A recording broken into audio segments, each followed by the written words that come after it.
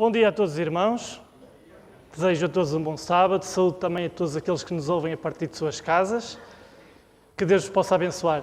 Antes de eu iniciar esta escola sabatina, gostaria que pudéssemos colocar de pé e pedir ao Senhor que possa derramar o seu Santo Espírito sobre mim para que tudo aquilo que eu possa dizer possa ser de acordo com o que Ele quer. Querido Deus, querido Pai, graças te damos, Senhor, por mais um dia de sábado que nos concedes na Tua companhia. Neste momento, Senhor, quero pedir para que possas derramar o Teu Santo Espírito, Senhor, sobre mim, para que tudo aquilo que eu possa dizer, Senhor, possa ser dito por Ti. Quero, Senhor, pedir para que possas abençoar cada um de nós aqui presentes, Senhor, e que a Tua palavra, Senhor, possa penetrar nos nossos corações. É isso que te peço em nome de Jesus. Amém.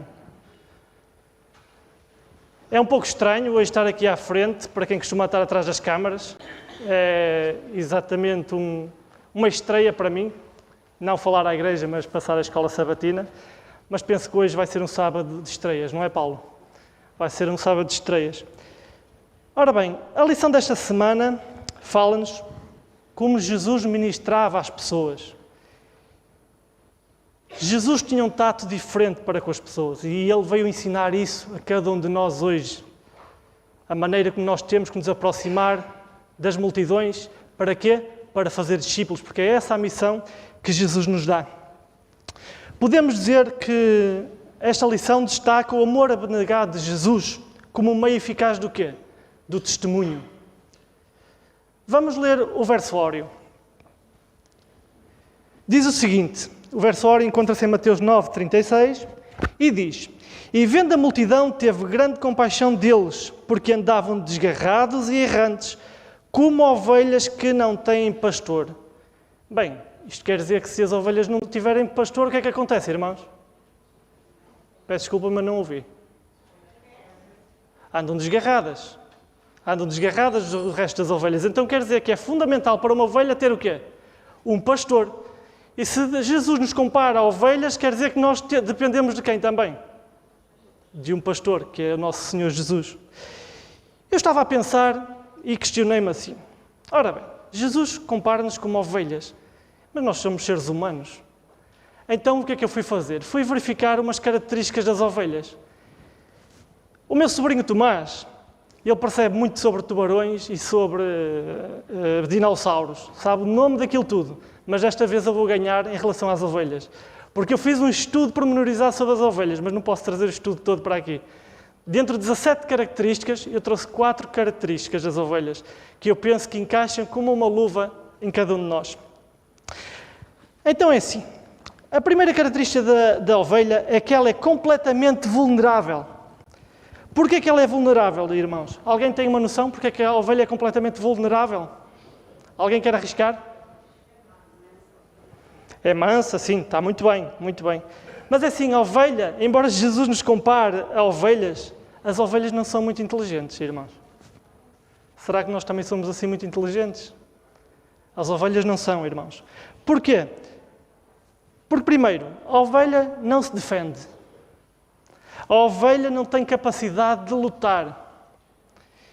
E tem uma característica que ainda a coloca mais em vulnerabilidade. Sabem qual é? É que a ovelha vê pouco mais do que 20 metros. Ou seja, a ovelha praticamente só vê o pasto por onde anda. E como vê praticamente só o pasto e 20 metros, ela facilmente perde-se de quem? Das outras. Ela perde-se do grupo. E esta situação coloca também a ovelha numa situação de grande vulnerabilidade perante quem? Os predadores.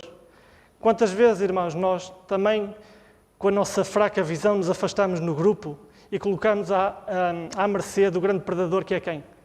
Satanás. A segunda característica da ovelha, irmãos, é que ela pode não se levantar sozinha. Sabiam deste pormenor? Eu não sabia. E isto porquê? Porque 40% do aparelho digestivo ocupa... Desculpem, o aparelho digestivo ocupa cerca de 40% do tronco da ovelha. E elas à noite têm uma mania, sabem qual é? É que gostam de brincar às cabeçadas umas com as outras. E sabem que se elas caírem, e se por acaso estiverem de patas para o ar, elas não se conseguem levantar sozinhas, irmãos. Exatamente por causa do sistema digestivo. E o sistema digestivo é tão pesado que pode comprimir os pulmões e ela pode quê? Morrer. Se ela não for socorrida a tempo, irmãos, ela morre. E é por causa deste pormenor que os pastores fazem rondas à noite, sabiam? Eu não sabia. Fazem rondas à noite porque sabem que elas brincam às cabeçadas umas com as outras, caem e não se conseguem levantar sozinhos. Então eles fazem rondas para ver se está tudo bem com as ovelhas no rebanho.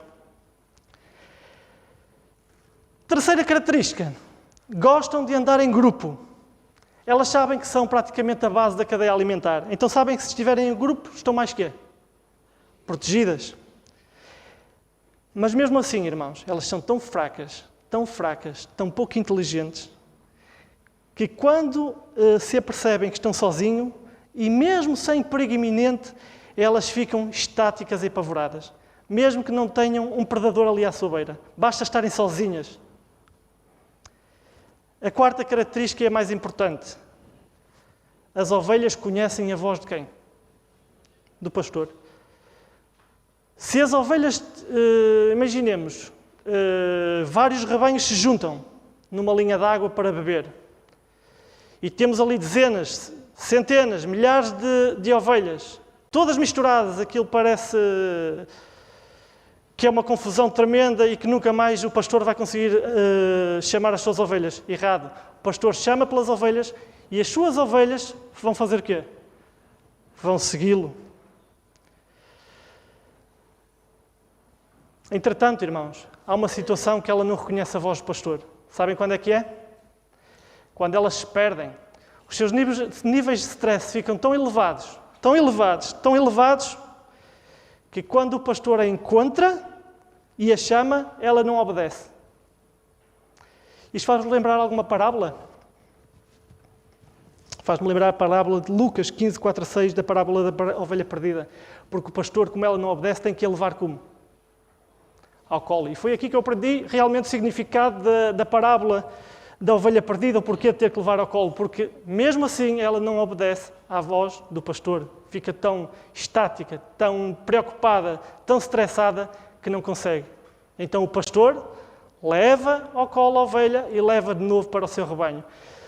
Será, irmãos, que isto tem alguma parecência connosco? Estas características? Eu penso que elas todas têm.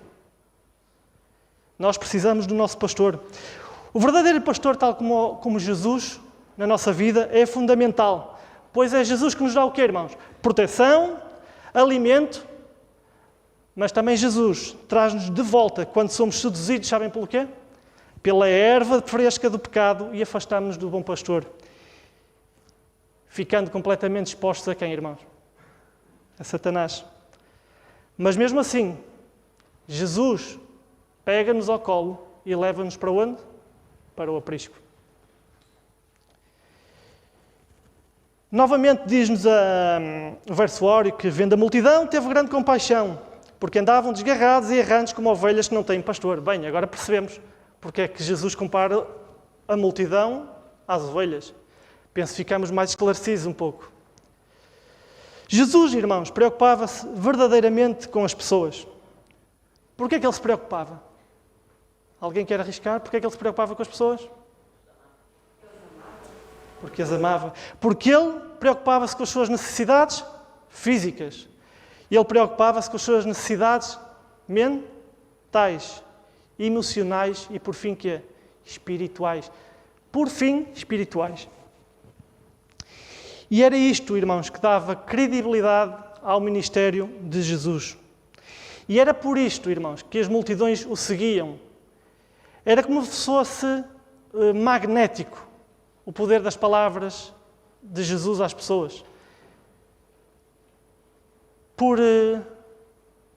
Por mais que as pessoas não conhecessem Jesus, quando Jesus se preocupava com elas, quando falava com elas, quando lhes ministrava, quando mostrava simpatia, preocupação pela sua vida, não havia forma como não ser magnético a relação daquelas pessoas com Jesus. Jesus realmente atraía as pessoas.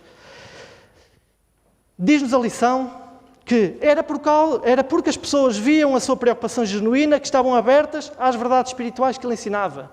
Exatamente porque ele tinha preocupação pelas pessoas. Não era por outra situação, irmãos, era porque ele se preocupava com as pessoas. Jesus reconhecia que o mundo precisava tanto de uma demonstração do Evangelho como de sua proclamação. O testemunho vivo de uma vida semelhante à de Cristo, dedicada a ministrar em favor dos outros, é um poderoso testemunho das palavras que dizemos, e isto agora é que é muito importante, e dá credibilidade ao nosso testemunho. Isto é o que dá credibilidade ao nosso testemunho. Passando para a lição de domingo, fala-nos também sobre um tema muito importante, que era o quê, irmãos? A atitude de Jesus para com quem? Para com as pessoas. Jesus procurava sempre, irmãos, o lado bom das pessoas. Nunca descartava uma pessoa. Por pior que ela fosse, ele conseguia encontrar sempre algo de bom naquela pessoa. Parecemos nós, não é? Exatamente como nós. Nós, quando vemos uma pessoa, por pior que ela seja, a gente vai sempre o quê? Enaltecer o lado bom dela, não é? Antes fosse. Mas Jesus não. Jesus procurava sempre algo de bom naquela pessoa. Havia uma grande diferença entre Jesus e os mestres daquela época. Não acham que havia? Ou acham que estava equiparado? A religião era a mesma? Acham que havia grande diferença, irmãos? Tiago, achas que havia grande diferença entre o mestre Jesus e os mestres da época? Havia uma grande diferença. Mas que diferença era essa, irmãos? Alguém quer arriscar nesta resposta? Qual era a diferença entre o mestre Jesus e o mestre da época? O amor. Jesus estava preocupado com o ensinamento que os seus educandos, digamos assim, estavam a aprender, ao contrário dos mestres da época. Exatamente. Os mestres da época quase que agiam sempre por interesse, não é? Então vamos ver aqui uns contrastes que eu acho que são deliciosos. Que é, os mestres da época, o que é que eles faziam na altura? Praticavam uma religião de quê? De afastamento, irmãos. Não era de aproximação, era de afastamento. Enquanto Jesus veio criar o quê? Pontes. Veio criar pontes e não muralhas de separação entre as pessoas. Os mestres da época evitavam os pecadores. Porquê é que eles evitavam os pecadores, irmãos?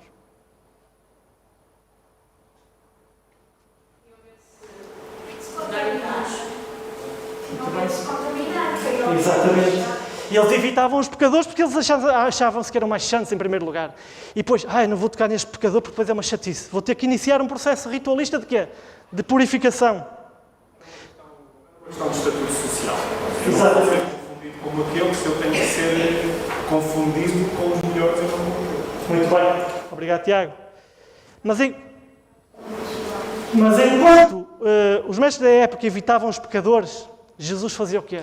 Misturava-se. Ele fazia sempre o contrário, já repararam? Os mestres da época, tal como a gente já disse, ao tocar no pecador, eles ficavam o quê? Imundos, não é? Ao contrário de Jesus. Que grande paralelo. É que uns ficavam impuros ao tocarem nos pecadores. Jesus tocava nos pecadores e os pecadores ficavam puros. É interessante esta analogia. Mas isto quer nos dizer que a religião de Jesus era totalmente diferente dos mestres daquela época. Vamos ler, irmãos, muito rápido, Mateus 5, 13 e 14.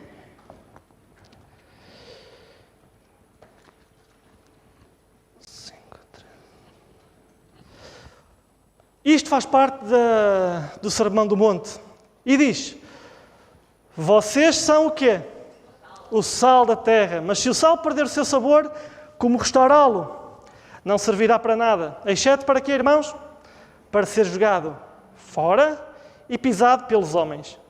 Vocês, para além de sal, são o quê? A luz do mundo. Não se pode esconder uma cidade construída sobre um monte. E também ninguém acende de uma candeia e a coloca debaixo de uma vasilha. Ao contrário, coloca-la num lugar apropriado e assim ilumina todos os que estão em casa. Assim brilha a luz de vocês diante dos homens, para que vejam as suas boas obras e glorifiquem ao Pai de vocês que está nos céus. Então Deus dá-nos aqui duas analogias para nós. Nós devemos ser o quê? Sal e luz. Mas é engraçado que sobre a luz, Jesus já tinha dito algo muito interessante em João 9,5, que diz o seguinte, eu vou-vos ler muito rápido. 9,5, e diz: enquanto eu estou no mundo, eu sou a luz do mundo. Muito bem. Agora sabem o que é que Jesus está a dizer? Eu, quando estive no mundo, fui a luz do mundo. E agora Ele nos diz a todos nós hoje, mas vós sois o quê? A luz do mundo. Mas como é que nós podemos ser a luz do mundo, irmãos? Vamos ver uma coisa. A lua tem luz própria. A luz dela provém de onde? Do Sol. Então é graças ao Sol que a lua emana luz para o nosso planeta. Não é? Quando a lua está grande, nós até temos luz no escuro. Ele ilumina as trevas. Então, se a lua reflete o Sol, se Deus é a luz, se nós temos de ser a luz, então nós temos que refletir quem? A luz de Jesus, porque nós, irmãos, não temos luz própria. E ainda bem que assim é, porque nós nos acharmos que temos luz própria, algo está muito mal na nossa vida. A luz faz algum efeito ao sol do meio-dia, se eu apontar uma lanterna? Tem alguma utilidade? Não. A luz faz efeito aonde, irmãos? Nas trevas. Isto quer dizer que a palavra de Deus não pode ser para consumo interno. Não pode ser para eu ler em minha casa, encher-me da palavra de Deus, que não é mau, não é? Mas se esta luz não for transmitida nas trevas, não faz qualquer sentido, irmãos. Eu não posso levar a luz ao mundo a fugir, a afastar-me da sociedade, a afastar-me das pessoas. Como é que eu posso ser luz nas trevas? Não posso. Jesus diz: ide, fazei discípulos em meu nome. Temos que iluminar o caminho de outros para que estes não andem em trevas. Jesus, para além da luz, também diz que nós somos o quê, irmãos? Luz e sal. O sal era um símbolo de riqueza naquela época, não era? Era usado para transações comerciais. Por isso, quem tivesse muito sal, muito poder de compra tinha. Mas o sal, para além dessa situação de riqueza e transações comerciais, em termos práticos, o que é que o sal faz aos alimentos? Dá sabor. Mas o sabor do sal é transformado? Transforma só quem? Os alimentos. Transforma só os alimentos quando mistura. Correto? Mas não perde o seu sabor. Exatamente, e ele também, para além disso, também preserva alimentos. Nós sabemos, antigamente era assim que se preservava os alimentos. Então porquê é que Jesus também nos compara com o sal? Porque nós, como filhos de Deus, ou melhor, que pensamos que somos filhos de Deus, só fazemos sentido nesta terra se nos misturarmos. Se nós tivermos... O sal só faz efeito se ele for misturado, não é? E agora a questão é, estaremos nós a ser luz e sal neste mundo, irmãos? Faz algum efeito nos alimentos se o sal continuar no saleiro? Se o sal continuar no saleiro, faz algum efeito? Não. Existe algum benefício? Não. Ele tem que ser misturado. Por se ele continuar a ficar no saleiro, como é que ele fica, irmãos? Jesus diz, insípido.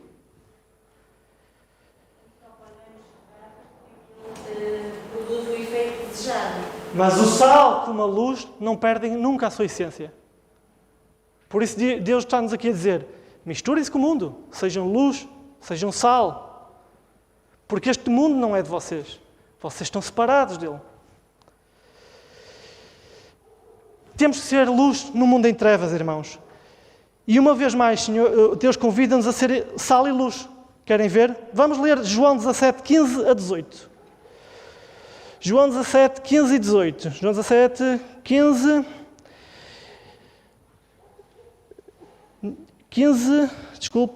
a 18, exatamente. Não rogo que os tires do mundo, mas que os protejas do maligno. Eles não são do mundo, como eu também não sou. Santifica-os na verdade, a tua palavra é verdade. Assim como enviaste ao mundo, eu os envio ao mundo.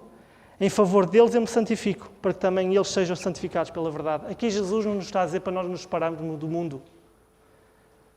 Como muitos pensam às vezes que é necessário separar-nos do mundo. Não. Se nós nos separarmos do mundo, a quem é que vamos evangelizar? A quem é que seremos luz e sal? A ninguém, irmãos. E sal nós sermos sal e sermos luz só faz sentido se não lermos a palavra de Deus simplesmente para consumo interno. Na parte de segunda-feira, irmãos, fala-nos como Jesus tratava as pessoas. Eu tenho que me despachar, não é? Jesus tinha como objetivo fazer sobressair o que as pessoas tinham de mal, não era? Era isso? Não. Jesus fazia questão de fazer sobressair o que havia de melhor nas pessoas, mesmo nas circunstâncias mais desafiadoras. Nós temos em Mateus 8, 5 a 13, um episódio de um centurião. Eu acho esse episódio delicioso, porque é quase improvável, não é? Um romano, centurião, um oficial, ir quase rebaixar-se a pedir a Jesus: ó Jesus, eu quero-te pedir alguma coisa. Um homem que tinha poder, ou não tinha poder? Aliás, ele tinha conquistado aquele povo.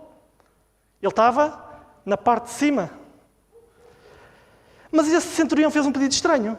A meu ver, foi estranho. E se calhar, ao nível, à multidão que ali estava, também foi estranho. Qual foi o pedido que ele fez? Para a cura de um servo. Atenção que ele não pediu para curar a mulher, os filhos, um soldado, o seu braço direito. Não, ele pediu para tratar quem? Um servo. Isto faz-me confusão um pouco, porque assim os romanos não tinham a fama quem tratavam bem os criados. Eles tratavam mal os seus servos. Entretanto, este homem até tinha construído o quê? Uma sinagoga em Cafarnaum. Que estranho. Um romano. Alguma coisa aqui não estava a ter bem. Este centurião não devia estar muito bem da cabeça, irmãos. Entretanto, ele era um homem de responsabilidade. Ele tinha 100 pessoas abaixo de si. Quando o centurião pede ajuda a Jesus, o que é que ele diz? O que é que Jesus responde imediatamente? Eu irei curá-lo. Imaginem aquela multidão olhar para esta situação. Alguma coisa não estava a bater bem. Primeiro, um romano a falar para Jesus. E depois Jesus a satisfazer uma necessidade de um romano. É um bocado esquisito, não é, irmãos? Mas foi isto que aconteceu, porque Jesus ia buscar sempre o bem que aquelas pessoas tinham. Entretanto, aquele romano mostra uma prova de fé incalculável. O que é que ele diz a Jesus? Quando ele diz: eu vou curá-lo. Mas o que é que o romano diz? O centurião: não precisas lá ir, eu não sou digno que entres em minha casa. Diz apenas uma palavra, porque eu também digo aos meus soldados: vai, digo a eles: vem, digo ao meu criado: vai, digo a ele: vem, ele vem. Porque eu também sou um homem de autoridade, tal como tu. Isto demonstra uma fé incrível, irmãos. Posso-vos dizer que demonstrou mais fé do que muitos judeus que conheciam a palavra. E Jesus maravilhou-se.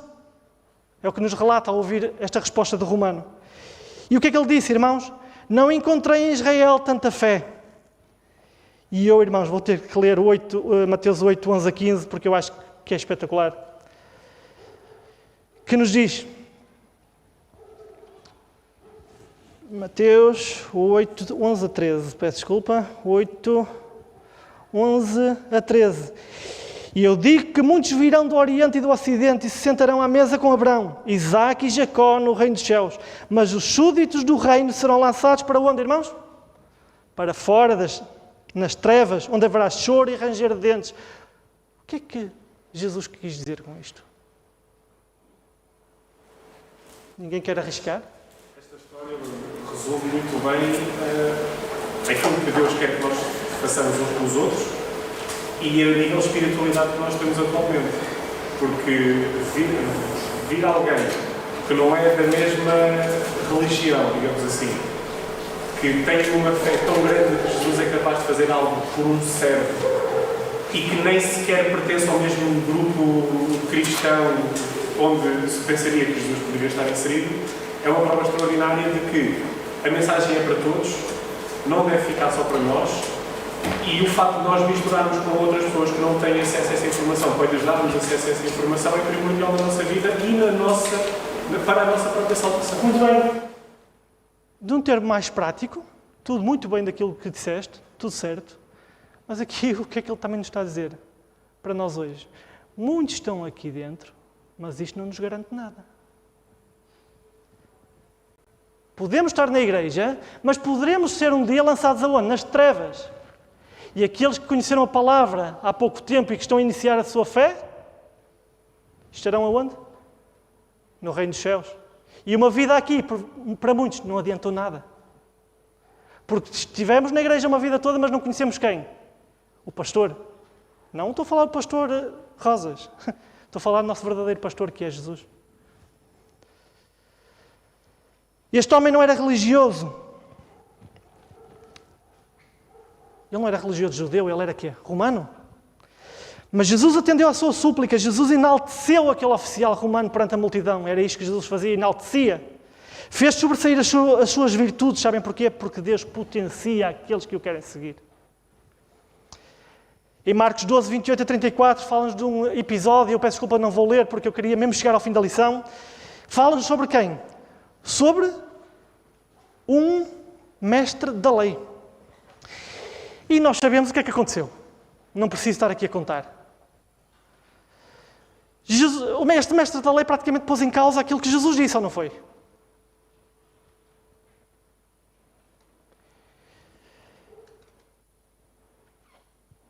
Entretanto, Jesus, perante a sua resposta, o que é que ele disse?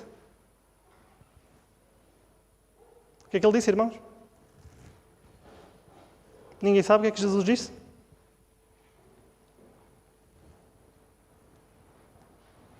Muito bem. Tu não estás longe do reino de Deus. Porquê? Porque ele tinha dito assim: muito bem, mestre, disse o homem, estás certo ao dizeres que a palavra de Deus é o único e que não existe outra além dele. Amá-lo de todo o coração, de todo o entendimento, de todas as forças e amar ao próximo como a si mesmo é o mais importante que todos os sacrifícios e ofertas.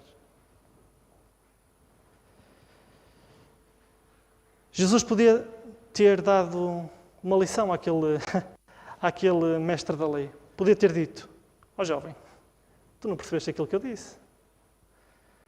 Estás um bocadinho longe daquilo que eu tentei passar. Como é que é possível tu, sendo doutor da lei mosaica, me questiones uma coisa destas? Não poderia ter dito isto Jesus? Poderia ou não poderia, irmãos? Poderia. Mas Jesus percebeu que também pela sua resposta ele poderia ser, deixem passar a expressão, tramado. Não é? Porque as duas coisas eram importantes. Entretanto, Jesus não só respondeu àquele mestre da lei, como também aproveita o que ele tem de bom para o elogiar. E o que é que Jesus diz? Amigo, não estás longe do reino. Se fôssemos nós, dizíamos provavelmente: não é assim que funciona, não é? Calma, não foi isso que eu disse? Mas Jesus diz: olha, não estás longe. Falta-te só um bocadinho. Vai em frente e tu chegas lá. Que diferença, irmãos. Que diferença a religião de Jesus e a religião dos mestres da lei. Mesmo numa situação difícil, irmãos, Jesus motiva e retira o melhor de cada pessoa. Como eu já disse anteriormente, ele potencializa as pessoas. E Jesus, perante estes factos que nós aprendemos na lição desta semana, cumpre o que vem em Isaías 42:13. O que é que diz? Que Jesus não quebraria a cana partida, nem apagaria o pavio que é fumegante. Isto quer dizer que Jesus não deitava fora aqueles que tinham uma réstia de fé. Um bocadinho de fé. Ele tentava fazer o quê? Aquele pavio. Que ele voltasse outra vez a ficar aqui, em chamas. Ele saberia que não poderia ser muito duro, porque aquela cana partida, o que é que acontecia? Já era frágil. Se ele fosse duro, o que é que fazia? Partia. E então Jesus não cumpria aquilo que veio aqui fazer a este mundo. Jesus tinha o cuidado de não ferir desnecessariamente alguém que estava a acabar de chegar à fé, nem apagaria os mais ligeiros vestígios de fé no coração dessas pessoas. A lição faz-nos uma pergunta. A verdade é a verdade. E as pessoas têm que aceitar ou deixar. Isto está correto, irmãos? Este pensamento está correto? A verdade é a verdade. E as pessoas ou aceitam ou vão à vidinha delas. Isto está correto? Acham que isto está correto, irmãos? Não está, porque este não era o método de Cristo. Nós estamos a falar sobre o método de Cristo no evangelismo. Nada mais que isso. O que ele nos ensinou, isto, no fundo, é um manual de evangelismo. Na quarta e na quinta-feira, falam sobre o ministério de cura. Eu tinha aqui várias coisas para dizer, mas não vou dizer, vou saltar à frente. Nós sabemos que nestes 2 dias falam sobre o quê? O paralítico, a mulher com fluxo de sangue. Temos um episódio que Jesus ensina o povo e até temos um episódio em que Jesus diz assim: ei, já não vou curar mais porque eu tenho que fazer também o quê? Não é só curar, eu não sou um milagreiro só. Eu tenho que fazer o quê? Pregar. Sabiam que durante o ministério de... Eu peço desculpa, não vou falar sobre essas histórias, todos nós sabemos, o tempo está a passar. Quero só enfatizar o sumo do ministério de cura de Jesus, que é o seguinte. Jesus, durante a sua vida toda, o seu ministério, dedicou mais tempo a curar os doentes que a pregar. Sabiam disso? A maior parte do tempo dele foi a curar e não a pregar. Foi a satisfazer as necessidades. Irmãos, digam uma coisa. Como é que alguém pode entender o Evangelho de Deus de barriga vazia? É possível isso? É possível alguém com extrema necessidade estar apto a ouvir o que nós temos a dizer sobre o amor de Cristo? Não, irmãos, porque isto também não era o método de Cristo. O método de Cristo, primeiro, o que é que fazia? A pessoa tinha fome. O que é que fazia? Alimentava. Porque Jesus preocupava-se com a saúde física. Porque Ele sabe que a saúde física tem um impacto na saúde emocional e, por sua vez, tem impacto na vida que é espiritual. E esta era a fase que Jesus fazia. Curava, dava uma palavra de conforto e depois a pessoa seguia automaticamente a Jesus. Porque perguntavam, que homem é este? Quem é o Deus deste homem? Há uma frase que eu acho que, um pensamento na lição que eu acho que é espetacular, que diz: o método de evangelismo de Jesus vai além de discursos memorizados e apresentações enlatadas. Olha, irmãos, quantas vezes nós queremos apresentar apresentações enlatadas às pessoas? A Bíblia diz isto, a Bíblia diz isto, tu não podes, tu não deves, porque na Bíblia diz. Então se na Bíblia diz... Olha, irmãos, isto não é o método de Cristo. Nós temos o privilégio de sermos um povo que temos a mensagem da reforma da saúde, que está intimamente ligada à mensagem do terceiro anjo. Então será que a gente não pode fazer nada pelos outros? Não podemos ministrar as suas necessidades com uma mensagem destas? Podemos ministrar as necessidades básicas das pessoas, mas para isso é preciso dedicar o quê? Tempo. Mas é com este tempo que as pessoas, quando veem que a gente dedica tempo preocupado com elas, que eles pensam, mas quem é esta pessoa? Quem é o Deus que ela segue? E nós estamos a fazer exatamente aquilo que Jesus fazia. Estamos a tornar-nos, o quê? Atrativos para aquelas pessoas. Aquelas pessoas vão querer conhecer quem? O nosso Mestre. E aí estamos aptos para falar sobre quem, queridos irmãos? Da mensagem de Jesus, da mensagem do Evangelho. E este, irmãos, era o método de Cristo. Não era o outro. Quero-vos ler, muito rapidamente, no livro Serviço Cristão, o seguinte. Cristo, o grande médico missionário, é o nosso exemplo. Ele curava os doentes, pregava o Evangelho. No seu serviço, curar e ensinar, estava estreitamente ligados. Hoje, não devem ser quê? Separados. Devemos usar exatamente o mesmo método. Ainda não é. Os servos de Cristo devem seguir o seu exemplo. Ao ir de lugar em lugar, ele confortava os sofredores e curava os doentes. Depois apresentava-lhe as grandes verdades que diziam respeito ao seu reino. E esta é a obra dos seus seguidores. Esta é a obra que nós temos que fazer. O exemplo de Cristo deve ser seguido por aqueles que professam ser seus filhos. Aliviem as necessidades físicas dos vossos semelhantes e a sua gratidão quebrará as barreiras e permitir-vos alcançar o quê? O seu coração. Diz a irmã Ellen White que temos que ponderar seriamente neste assunto.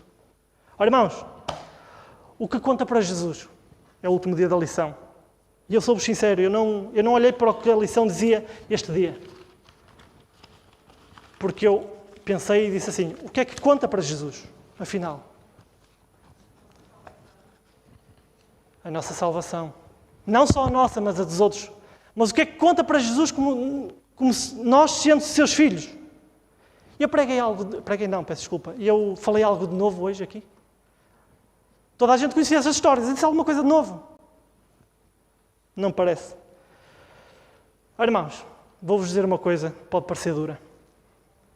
Mas Deus não quer membros de igreja. Deus não quer membros que vêm cumprir simplesmente o seu ritual aos sábados. Como se a salvação dependesse disso. Ou então para tentar calar a sua consciência daquilo que fazemos ao longo da semana. Deus não quer membros de igreja. Sabem o que é que vale para Deus os membros de igreja? Sempre disse na matemática que o 0 também é número, mas este número não vale nada. Vale 0, irmãos.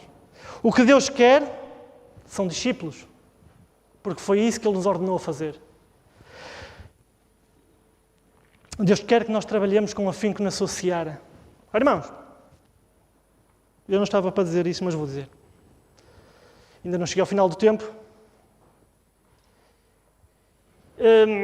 Toda a gente se lembra, a maioria, da nossa velha igrejinha, ali embaixo.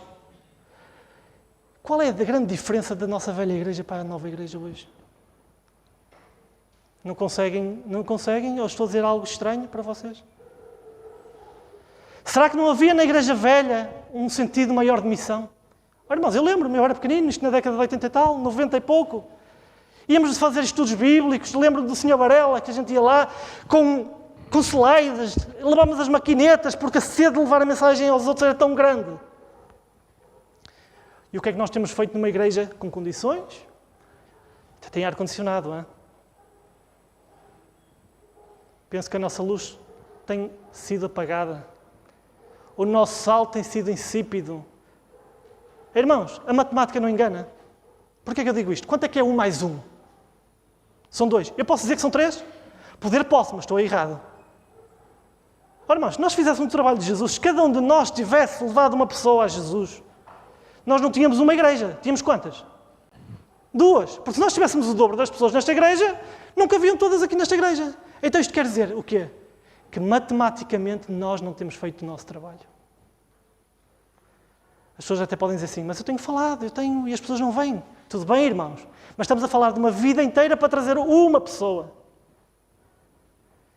E porquê é que não trazemos essa pessoa? Não é porque Jesus nos dá oportunidades. Sabem porquê que é? Porque nós não estamos dispostos a empreender tempo para com aquela ovelha. Vou pedir sim agora o PowerPoint.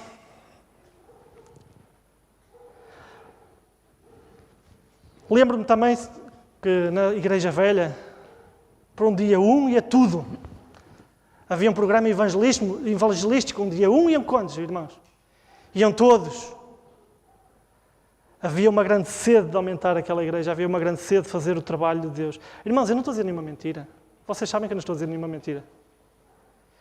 E eu pergunto agora, onde é que estão os nossos pais? Esses que lutaram, esses que andavam à frente com a bandeira de Jesus Cristo, a pregar a mensagem. Onde é que andam eles agora? As pessoas influentes, aquelas pessoas que nós seguíamos, porque víamos que eles realmente trabalhavam com afinco. Onde é que eles estão agora, irmãos? Será que guardaram as bandeiras já? Mas guardaram as bandeiras porque a batalha ainda não acabou.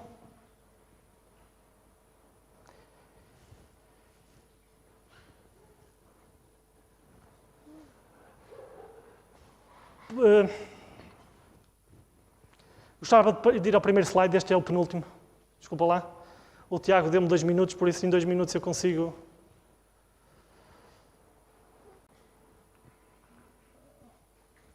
O que é que nos diz aqui no serviço cristão? Deus poderia ter proclamado a sua verdade por meio de anjos sem pecado, mas este não é o seu plano. Ele escolheu seres humanos, homens repassados de fraquezas como instrumentos na execução dos seus. Então a obra é para nós. Deus não escolhe como seus representantes entre os homens anjos que jamais caíram, mas seres humanos. Ele podia usar anjos, por que não? Os anjos podiam ter a forma de homens, como eles hoje aqui ministram, e levar a palavra de Deus, mas Ele não nos escolhe. Ele escolhe-nos a nós. Imaginem a honra que é nós. Nem os seus anjos fazem este trabalho, nós é que os temos que fazer. Homens de paixões idênticas a daqueles que buscam salvar. Cristo revestiu-se da forma humana para que pudesse alcançar a humanidade. E a homens e a mulheres foi entregue a sagrada tarefa de quê? De tornar conhecidas as riquezas incompreensíveis de Cristo. Por intermédio de homens, as suas bênçãos devem ser transmitidas ao mundo. Por meio deles, a sua glória deve brilhar no meio das trevas do pecado. O quê? Temos que ser então o quê? Luz no meio das trevas. É inamorável ministério, devem ir ao encontro do necessitado e do pecador e guiá-los a ele onde há cruz. E em toda a sua obra devem tributar glória, honra e louvor àquele que é sobre tudo e sobre todos. Cada um, irmãos, tem a sua parte a desempenhar. A cada qual é concedida uma porção de luz, adaptada às necessidades do seu tempo e suficiente para habilitar e efetuar a obra que Deus lhe deu a fazer. Irmãos, aqui diz uma coisa importante. Cada um. Não diz alguns, diz cada um. Isto quer dizer que a criança, o jovem, o adulto, o idoso tem algo a fazer. Ninguém está reformado desta obra. Esta obra não é como a Segurança Social aqui em Portugal, que chega aos 65 e estamos reformados. Não, irmãos. Esta obra nunca nos poderemos reformar, porque se um dia nos reformarmos, podemos perder a salvação. E agora, irmãos, uma coisa que me escandaliza, não, mas que me fez pensar muito. É um mistério que não haja centenas de pessoas a trabalhar, onde hoje vemos apenas quantas? Uma. Por isso é que a seara é grande. E os ceifeiros são poucos. Porque onde devia de haver 100, só há quantos? Um. O universo celeste está estupefacto perante a apatia, a frieza e a indiferença daqueles que professam ser filhos e filhas de Deus. Será que nós estamos incluídos neste rol, irmãos? Não é para responder, cada um de nós sabe. Será que o céu está estupefacto com a minha vida? Com aquilo que eu ando a fazer? E por fim, irmãos, jamais poderemos ser salvos na indolência e inatividade. Não há pessoa verdadeiramente convertida que viva vida inútil e ociosa. Não nos é possível que, irmãos? Leiam. Não sou eu que estou a dizer. Não é possível deslizar para dentro do céu. Nenhum preguiçoso pode lá entrar. Nenhum preguiçoso, irmãos. Para finalizar, gostaria de fazer-vos uma pergunta, mas que não é para responder. É só para interiorizar. E a questão é esta. Estaremos nós, irmãos, a fazer parte da grande comissão? Ou estaremos nós a fazer parte da grande omissão? Essa é que é a verdadeira questão a qual cada um de nós temos que responder. Lembra-se, irmãos, nós temos de ser sal e luz nesta terra. Não há direito à reforma nesta obra, irmãos. Só há direito ao prémio. Que os irmãos possam ter um bom sábado e que Deus vos possa abençoar.